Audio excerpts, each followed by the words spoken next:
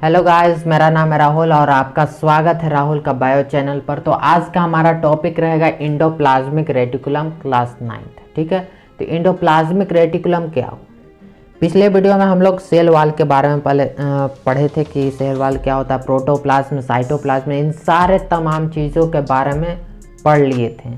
अगर आपने नहीं देखा है पहले वाले वीडियोस को तो मैंने प्लेलिस्ट बनाया है, जाकर के चैनल का प्लेलिस्ट चेक कीजिए, वहाँ पर सारा वीडियोस अवेलेबल है, जाकर के फट से आपको देखना, वरना आपका लिंक डिस्क्रिप्शन में दिया, वहाँ पर जाकर के प्लेलिस्ट देख सकते हैं सारे वीडियोस को प्लेलिस्ट में। ओके, तो हम बात करते हैं इंडोप्लाज्मिक रेटिकुलम में कि इंडोप्लाज्मिक रेटिकुलम क्या होता है।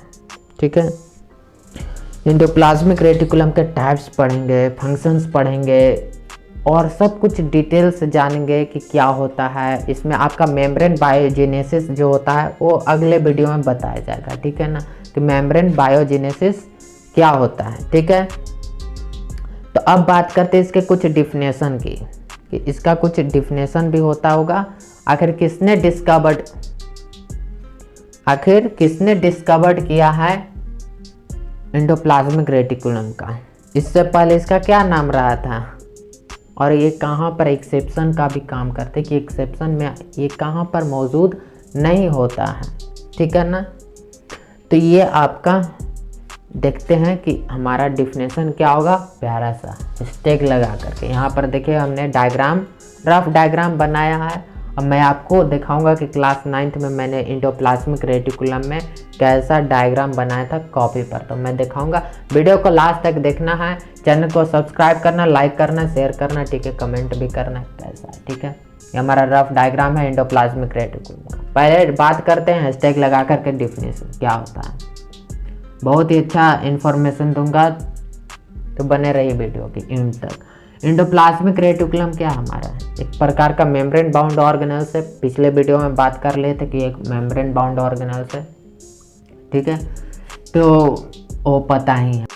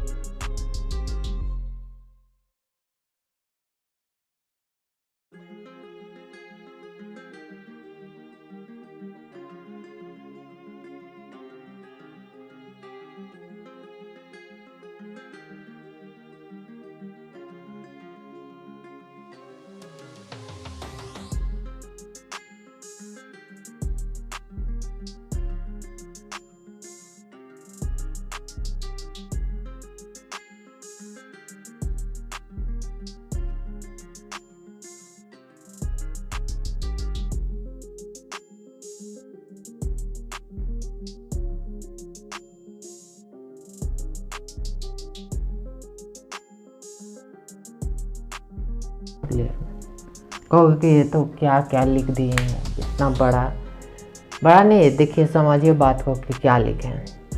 एक प्रकार का क्या है, नेटवर्क है, ट्यूब लाइक स्ट्रक्चर का। देखिए ट्यूब है, छोटा सा ही डायग्राम है रफ के लिए। ठीक है, तो ट्यूब है, ठीक है, इसको बोलते हैं सिस्टर्न। ठीक है, आगे बढ़ते। Which are present in cytoplasm and sometimes joined with cell membrane and nuclear membrane. कभी कभी क्या होता है, ज्वाइन भी हुआ रहता है सेल मेम्ब्रेन में और न्यूक्लियर में, चिपका हुआ रहता है। ठीक है ना, ये चिपका हुआ रहता है न्यूक्लियर मेम्ब्रेन के पास और सेल मेम्ब्रेन के पास भी चिपका रहेगा, और या तो फ्लोट करते रहेगा साइटोप्लाज्म में। ठीक है, अब बात करते हैं कि ये कौन से यूकैरियोटिक या फिर प्रोकैरियोटिक में भी होता है या फिर दोनों में प्रेजेंट होता है। तो ये कहाँ पर आपका जो it is only found in eukaryotic cell. अब कहोगे कि यूकैरियोटिक सेल तो बताया नहीं है,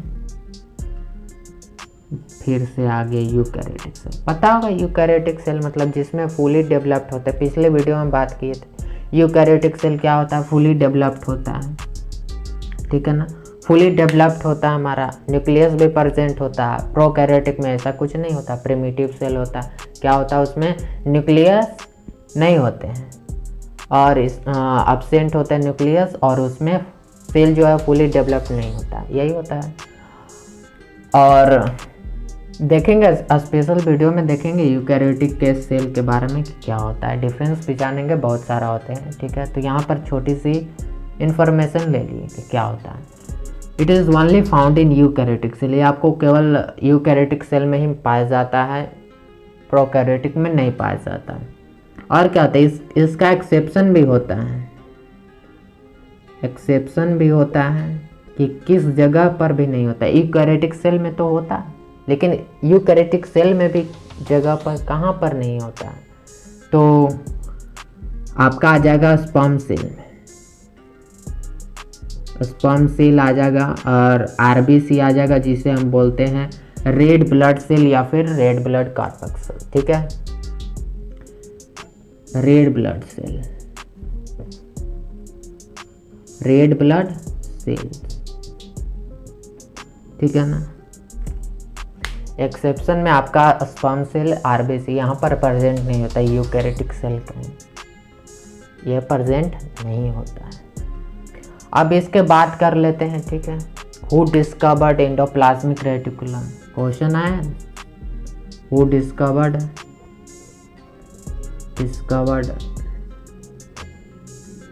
एंडोप्लाज्मिक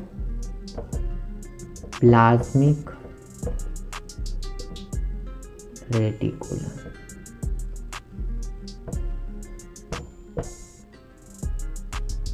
वो डिस्कवर्ड किसने किया था, कब किया था? इसका आंसर यही होगा, कीथ आर पोटर। क्या होगा? Keith R Porter, Keith R Potter.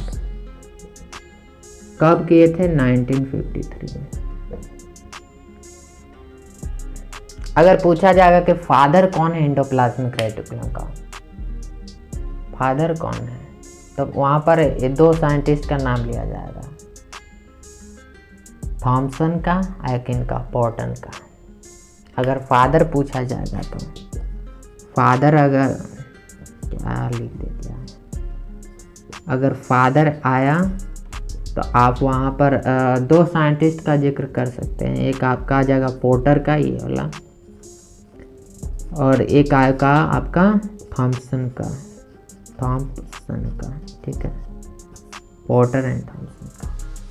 हालांकि पूछता नहीं है, पूछता तो यही डिस्कवर्ड किसने किया था, कीथ आर पोर्टर, ये टर्म किसने दिया था, ठीक है ना, कीथ आर पोर्टर। पहले के जब हमारा इलेक्ट्रॉन माइक्रोस्कोप खोज नहीं हुआ था, पता है ना इलेक्ट्रॉन माइक्रोस्कोप कब खोज हुआ था? 1940 में। एक बंदा बोला था कि भाई इलेक्ट्रॉन माइक्रोस्कोप कब खोजा गया था, तो हमने बताया अरे भाई 1940 में इलेक्ट्रॉन माइक्रोस्कोप का खोज हुआ था, 1940 में। तो वही बात कर रहे हैं कि हमारा जो सार्कोप्लाज्मिक रेटिकुलम क्या होता है, सार्कोप्लाज्मिक रेटिकुलम, ठीक है ना, क्या, सार्कोप्लाज्मिक रेटिकुलम। अभी बोलोगे कि यार एंडोप्लाज्मिक रेटिकुलम ठीक से पढ़े नहीं, सार्कोप्लाज्मिक का भी नाम दे दिए। अब ये सार्कोप्लाज्मिक रेटिकुलम क्या होता है? सार्कोप्लाज्मिक पढ़ना तो नहीं है, बस थोड़ा सा जान लेते हैं सार्कोप्लाज्मिक रेटिकुलम क्या होता है, ठीक है ना। सार्कोप्लाज्मिक रेटिकुलम किसने डिस्कवर्ड किया था? सार्कोप्लाज्मिक रेटिकुलम को एमिलियो वेराइटी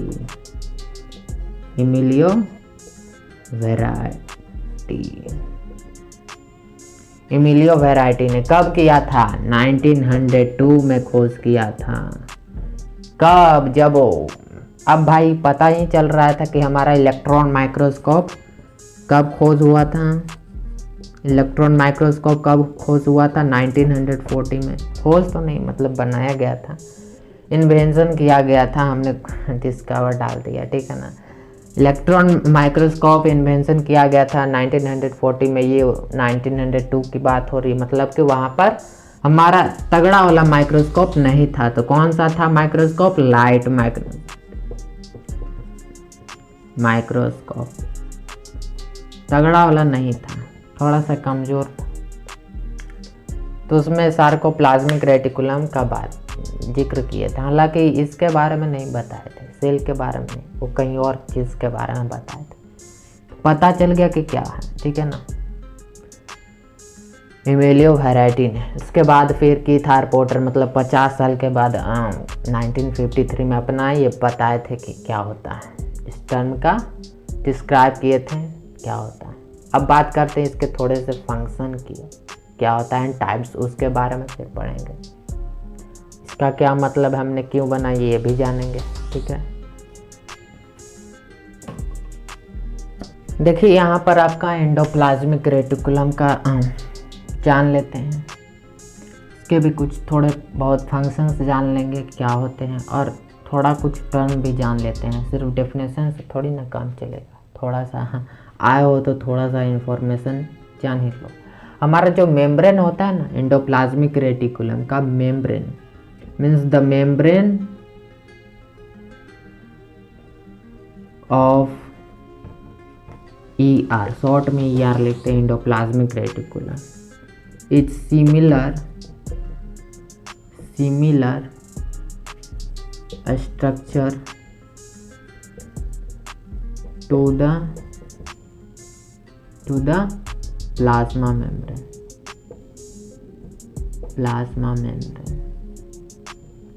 membrane इसका कुछ स्ट्रक्चर जो है ना, एंडोप्लाज्मिक रेटिकुलम का जो मेम्ब्रेन होता है ना, उसका जो स्ट्रक्चर है वो प्लाज्मा मेम्ब्रेन की, इसका जो स्ट्रक्चर है वो आपका प्लाज्मा मेम्ब्रेन की तरह रहता है, कुछ सिमिलर आते हैं, सिमिलैरिटीज होते हैं।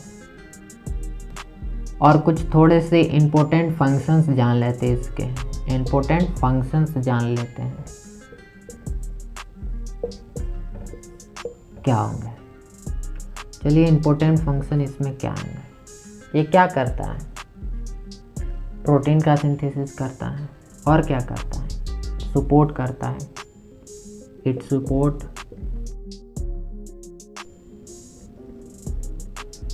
to the colloidal matrix। अब ये कौन सा नाम लिख दिया, कोलोइडल मैट्रिक्स, कभी जिक्र तो नहीं किया भाई। साइटोप्लाज्म ही होता है, साइटोप्लाज्म ही होता है। इट सपोर्ट टू द, या फिर एक फ्रेमवर्क की तरह काम करता है ये एंडोप्लाज्मिक रेटिकुलम। क्या करता है, एक फ्रेमवर्क की तरह काम करता है, सपोर्ट लिख दो या फिर framework.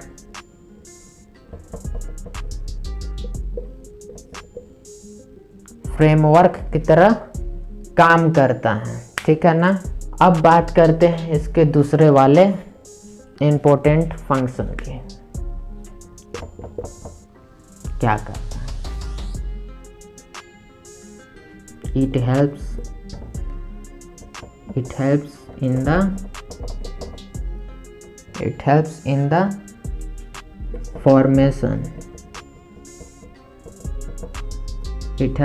the formation of cell plate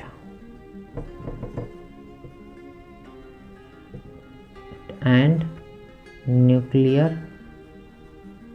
membrane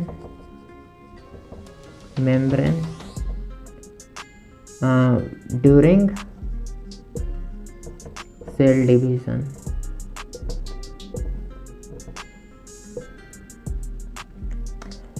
दो फंक्शन याद रखिए, इसके बाद फिर तो ये CR और RR का तो फंक्शन ही है, याद करिएगा।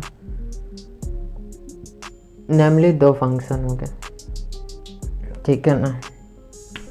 It helps in the formation of cell plate and nuclear membrane during cell division। Cell division का भी टॉपिक बनेगा नेक्स्ट टॉपिक में, ठीक है, कि सेल डिवीजन क्या होता है, मिटोसिस मियोसिस क्या होते हैं, इन सब के बारे में जिक्र करेंगे नेक्स्ट वीडियो में, ठीक है ना। अच्छा, एंडोप्लाज्मिक रेटिकुलम को एक और मतलब कि इसका अनदर नेम भी होता है।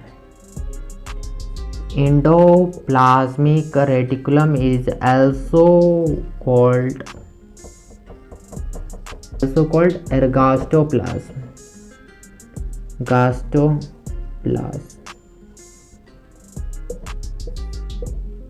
उसका दूसरा नाम होता है एर्गोस्टोप्लाज्म, ठीक है ना। आए बात समझ में, इम्पोर्टेंट। अब इसकी टाइप्स की बात करते हैं, तो थोड़ा सा इसको मिटा लेते हैं टाइप्स। देखिए इसका 2 टाइप्स होता है, इट हैज़ 2 टाइप्स ना, इट हैज़ 2 टाइप्स। पहला में आ जाएगा SER, दूसरा में आ जाएगा RER, ठीक है। ACR का क्या मतलब और RER का क्या मतलब है, इसको यहाँ से समझेंगे डायग्राम्स। ACR का क्या होता है, स्मूथ एंडोप्लाज्मिक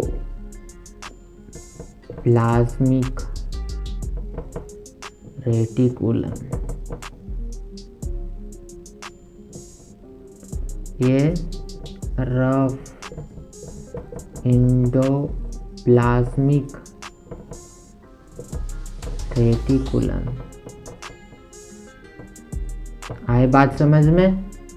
अब ACR का क्या होता है, ACR का स्ट्रक्चर क्या होता है, RER का स्ट्रक्चर क्या होता है, यहीं पर समझ लेते हैं, ठीक है ना। देखिए पहले RER के ही समझ ले। ये आपका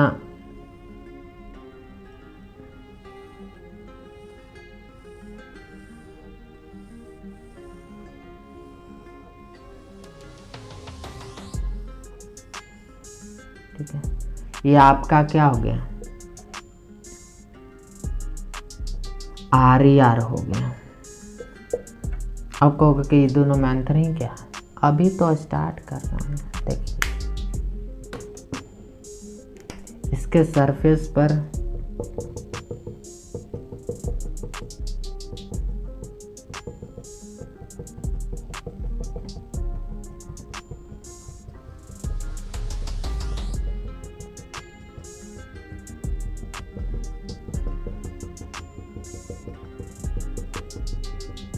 ठीक है ना। आए बात समझ में, कुछ समझ में आ रही, आनी चाहिए। ये जो आपको डॉट लाइक स्ट्रक्चर जो आपका है ना, डॉट लाइक स्ट्रक्चर, उसे हम कहते हैं कॉल्ड राइबोसोम्स। अब राइबोसोम्स क्या होता है पढ़ेंगे नेक्स्ट टॉपिक में, एकदम अलग स्पेशल, उसी में तो बात करेंगे, बाद में बात करेंगे, ठीक है ना। डॉट लाइक स्ट्रक्चर जो डॉट है ना उसी पर, लेकिन इसमें डॉट नहीं है, तो इसे हम कौन सा कहेंगे, ये दोनों एंडोप्लाज्मिक रेटिकुलम ही है। इसके टाइप्स पढ़ रहे हैं ना, तो ACR कौन सा हो जाएगा, ये वाला पार्ट, और RER तो ये वाला पार्ट आपका हो ही गया। मीन्स बात मैं ये कहना चाहता हूं कि स्मूथ एंडोप्लाज्मिक रेटिकुलम के सरफेस पर क्या होगा, राइबोसोम्स प्रेजेंट नहीं होगा। इसके सरफेस पर राइबोसोम्स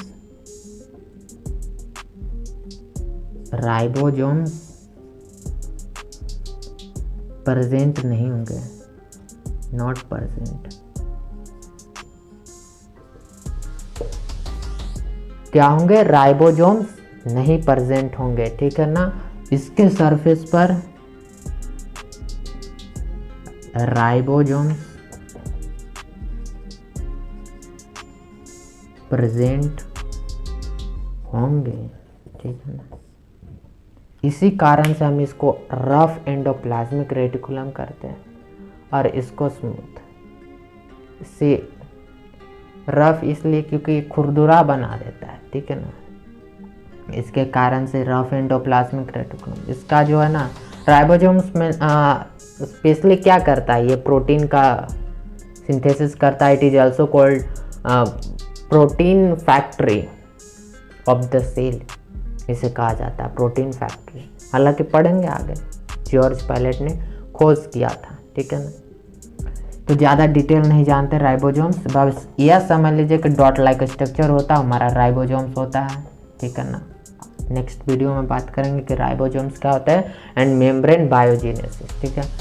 सरफेस राइबोसोम्स जिस पर प्रेजेंट नहीं होता उसको स्मूथ बोलते हैं आपका रफ वाला जिस पर राइबोसोम्स प्रेजेंट होता है सरफेस पर।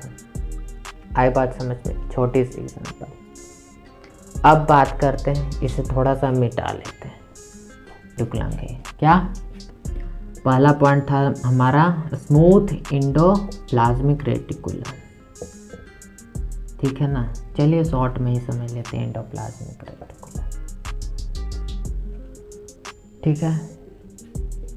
ये क्या होता है, पहला पॉइंट है, इसके फंक्शन से ही स्टार्ट करते हैं। समझ ले कि सरफेस किस टाइप का होता है, जहाँ पर आपका राइबोसोम्स प्रेजेंट नहीं होता है सरफेस पर, उसको क्या बोलते हैं, स्मूथ इंडोप्लाज्मिक रेटिकुलम। पहला पॉइंट में क्या आ जाएगा, इट पार्टिसिपेट्स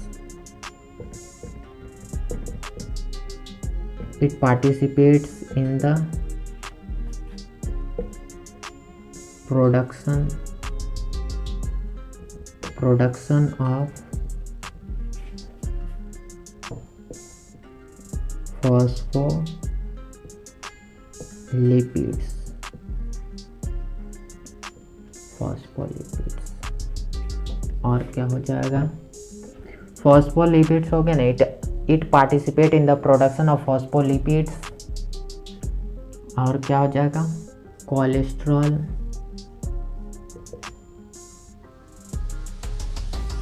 कोलेस्ट्रॉल हो जाएगा एंड फैटी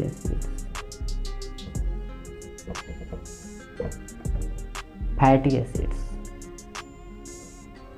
अब भाई आप लोग कहोगे कि कोलेस्ट्रॉल सुने हैं, फैटी एसिड सुने हैं, इस फॉस्फोलिपिड्स का क्या मामला है, ये फॉस्फोलिपिड्स क्या होते हैं, ठीक है। डाउट तो आ ही रहा होगा ना कि फॉस्फोलिपिड्स क्या होते हैं। चलिए बता देता हूँ कि फॉस्फोलिपिड्स क्या होते हैं। फॉस्फोलिपिड्स क्या होते हैं, ये होता है group of polar lipids.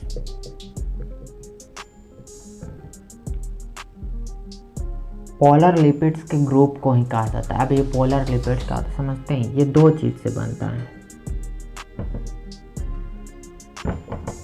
that are consist of two fatty acids।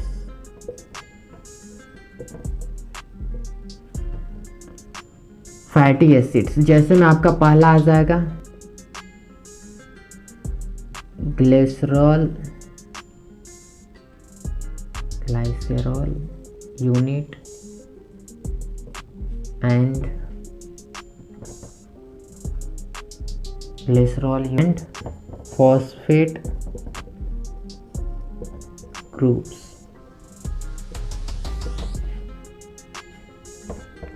which is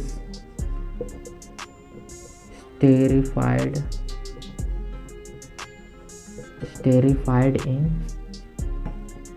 an organic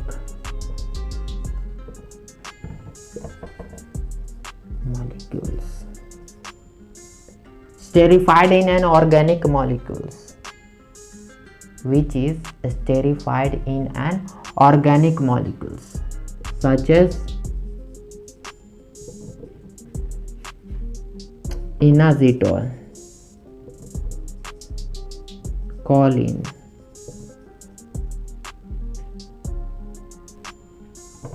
इथानोलेमिन, इटिसिमारो यार बहुत ज़्यादा। अब esterified group of polar lipids that are consist of two fatty acids.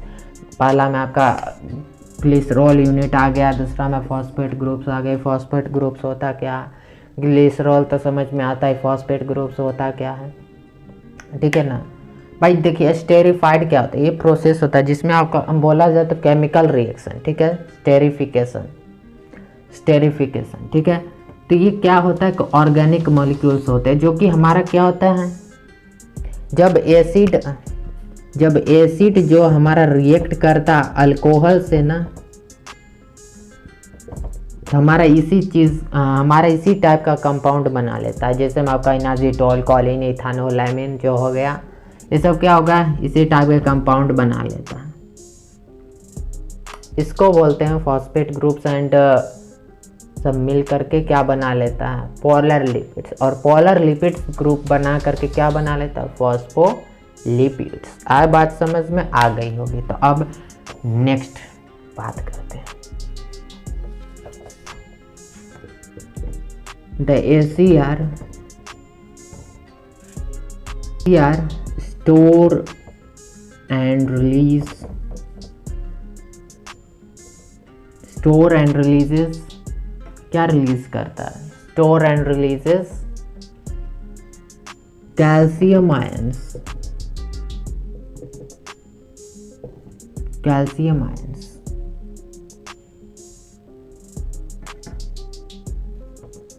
which are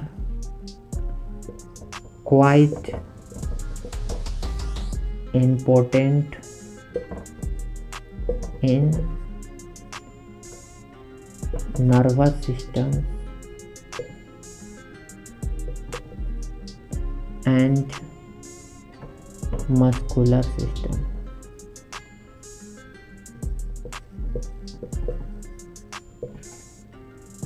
समझ में आया? ये स्टोर करता है, रिलीज करता है कैल्शियम आयंस को, ठीक है ना।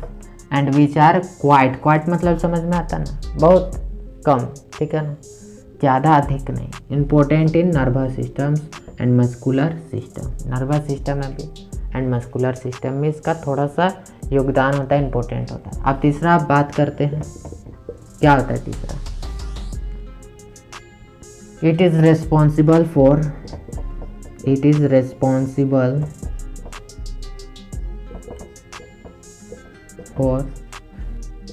the production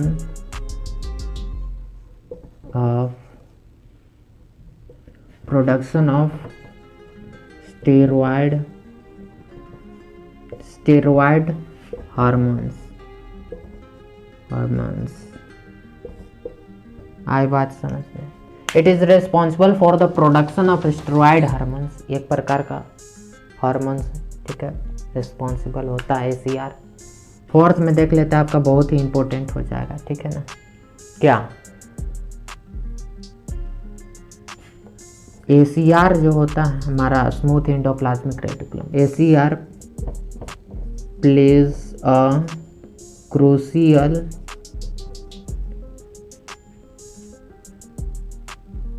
role in detoxifying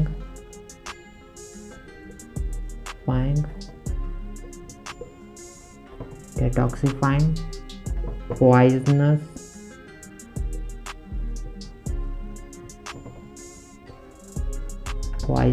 and drugs। Detoxify करता है आपका पॉइजनस एंड ड्रग्स, ठीक है ना। क्रूशियल, ये बहुत इंपॉर्टेंट है, ये लिख दिए ना, टीचर खुश हो जाएंगे, भाई बहुत अच्छा लिख दिया, ठीक है ना। यही आपका ACR का इंपॉर्टेंट RER, ठीक है ना। पहला पॉइंट क्या बनेगा, it synthesizes and secretes proteins in the liver's hormones and other substances in glands। आई बात समझ में?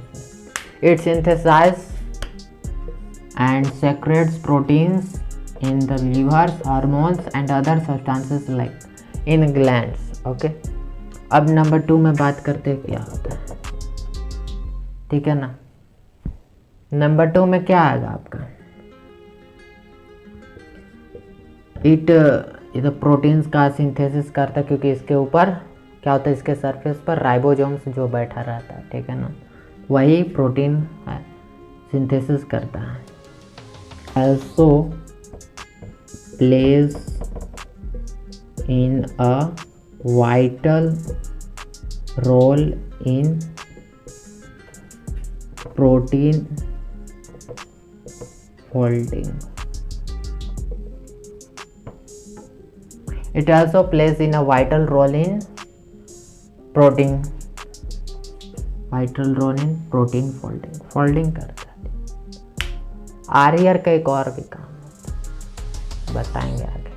जैसे तीसरा नंबर पॉइंट में आपका आ जाएगा, it is the most important. एकदम ये वाला पॉइंट तो छोड़ना नहीं है भाई। It is the most important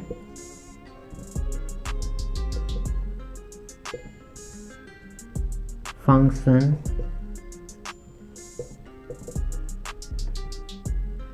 after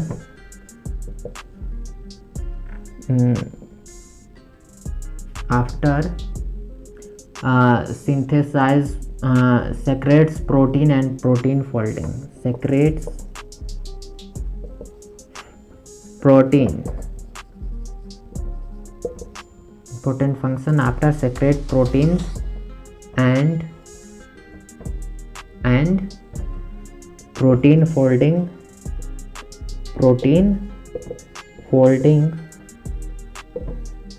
and protein folding is protein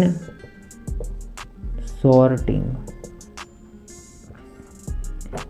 ये वाला पॉइंट बहुत ही इम्पोर्टेंट है। ऐसे तो तीनों इम्पोर्टेंट है, तीनों एक जैसे के इम्पोर्टेंट, लेकिन ये वाला बहुत ही ज़्यादा, क्योंकि हमने मस्ट इम्पोर्टेंट की बात की। क्यों इसको खास बनाए कि प्रोटीन सॉर्टिंग क्या है भाई, एक बढ़िया से पहले डिस्क्राइब करने से पहले ये वाले पॉइंट को हम एक छोटा सा बताने। जैसे मान लीजिए दूल्हा तैयार हो गया, अब उसको बारात जाना है। गांव भी एक अजीब टाइप का गांव है, ठीक है ना, उसको जाना पता ही नहीं है कि भाई कैसे जाए, रास्ता कैसा है, तो यूज़ करेगा गूगल मैप का। क्या करेगा? गूगल मैप का यूज़ करेगा। गूगल मैप का यूज़ करेगा भाई, वहाँ पर बता देगा गांव किधर कैसे रास्ते से हमें गुजरना है, ठीक है। यूज़ करेगा, दूल्हा पहुँच जाएगा, शादी हो जाएगा, ठीक है। कुछ समझ में आया? बता रहा हूँ, ठीक है। अभी गूगल मैप का काम कौन कर रहा है? आर्यर। क्योंकि प्रोटीन सॉर्टिंग जो है ना, प्रोटीन सॉर्टिंग इम्पोर्टेंट क्या है भाई? Protein sorting. चलो भाई मान लेते हैं कि हमारा जो है प्रोटीन का सिंथेसिस हो गया, सेक्रेट्स हो गया, प्रोटीन फोल्डिंग भी हो गया, लेकिन पता नहीं है कि हमें किस जगह पर जाना है, कहाँ पर मुझे इसेंशियल पार्ट, हमें किस जगह पर ज़्यादा ज़रूरत है, कहाँ पर हमें जाना है। तो यही हमें कहना है। इस एग्जाम्पल बताने का मतलब यही था कि सब कुछ तो हो गया, दूल्हा भी तैयार हो गया, सब कुछ तो हो गया, गाड़ी भी आ गया, लेकिन ये पता नहीं है कि भाई रास्ता किधर से है, जाएं तो जाएं कहाँ से, कैसे जाएं। Use Google map. वैसे ही यहाँ पर आर्यर का यूज़ करता है, ये बताता है ऐसे से जाओ, उधर मत जाओ, ठीक है ना। बोला जाए तो हमारा सेल ऑर्गेनाइजेशन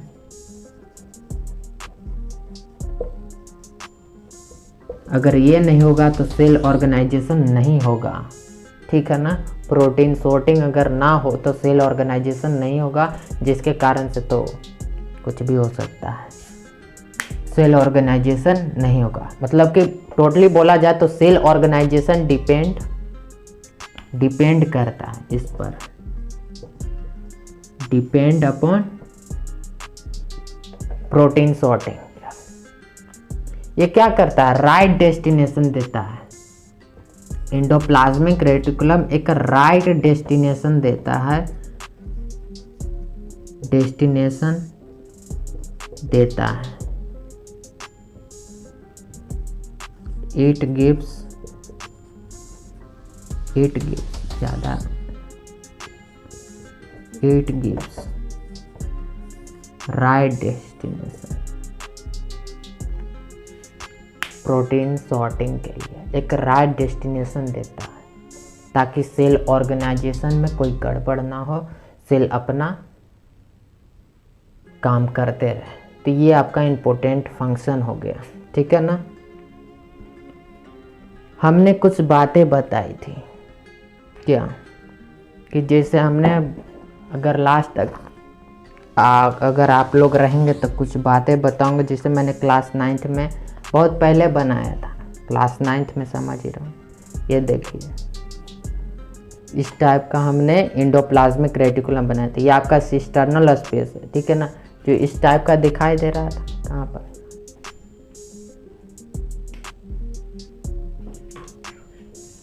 इस टाइप का जो शेप था ना,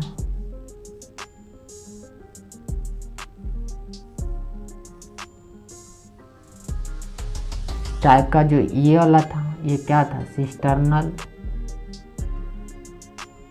स्पेस था, सिस्टर्नल स्पेस था, ठीक है ना।